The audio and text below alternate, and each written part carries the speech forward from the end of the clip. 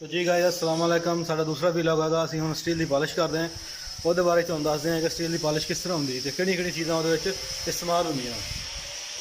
जी अस्सलाम वालेकुम। स्टील की पॉलिश वास्ते ਸਾਨੂੰ सब तो पहले 80 नंबर पता चाहिए हैगा।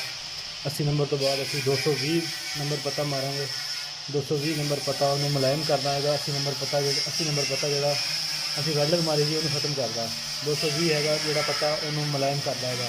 ਉਸ ਤੋਂ ਬਾਅਦ ਅਸੀਂ ਸਟੀਲ ਦੀ ਚਮਕ ਵਾਸਤੇ ਇਹ ਬਫ ਇਸਤੇਮਾਲ ਕਰਾਂਗੇ। ਬਫ ਦੇ ਨਾਲ ਅਸੀਂ ਇਹ ਸਾਬਣ ਇਸਤੇਮਾਲ ਕਰਾਂਗੇ ਜਿਹੜਾ ਸਟੀਲ ਨੂੰ ਚਮਕ ਲੈ ਕੇ ਆਏਗਾ। ਜ਼ਿਆਦਾ ਜਿਸ ਤਰ੍ਹਾਂ ਵੀਡੀਓ ਅੱਗੇ ਚੱਲੇਗੀ ਉਹਦੇ ਵਿੱਚ ਤੁਹਾਨੂੰ ਅਸੀਂ 80 ਨੰਬਰ ਮਾਰਨ ਦਾ ਤਰੀਕੇਕਾਰ ਵੀ ਦੱਸਾਂਗੇ, 220 ਮਾਰਨ ਦਾ ਤਰੀਕੇਕਾਰ ਵੀ ਦੱਸਾਂਗੇ ਤੇ ਉਸ ਤੋਂ ਬਾਅਦ ਜਿਹੜਾ ਅਸੀਂ ਬਫ ਮਾਰਨਾ ਹੈਗਾ ਉਹਦਾ ਤੁਹਾਨੂੰ ਤਰੀਕੇਕਾਰ ਦੱਸਾਂਗੇ। ਫਿਰ ਜਦੋਂ ਸੀੜੀ ਮੁਕੰਮਲ ਹੋ ਜਾਏਗੀ तो फिर तुहानूं सीढ़ी भी दिखावांगे कि इस तरह उसकी चमक आउंदी है। हाँ जी हुण 80 नंबर मारिया होया पहले। इस तो बाद असीं इस 220 मारांगे। 220 दे नाल जिहड़े इहदे कट हैगे खत्म हो जाणगे। फिर असीं उस तो बाद इस असीं बफ मारांगे। जी गाइस अस्सलाम वालेकुम। स्टील की पॉलिश हो रही है। इहदे विच अंदाज़ा असीं किहड़ी चीज़ पॉलिश लगाई है। 80 नंबर आ जिहड़ा हैगा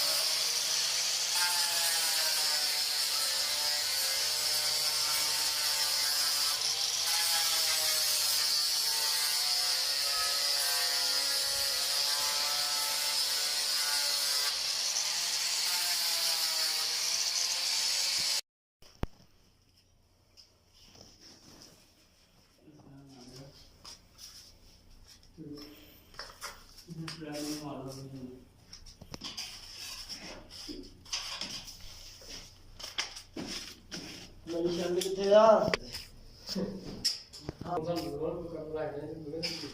ओ फलाना इधर कोई चीज है कोई चीज तो बगैर नहीं काम चलदा।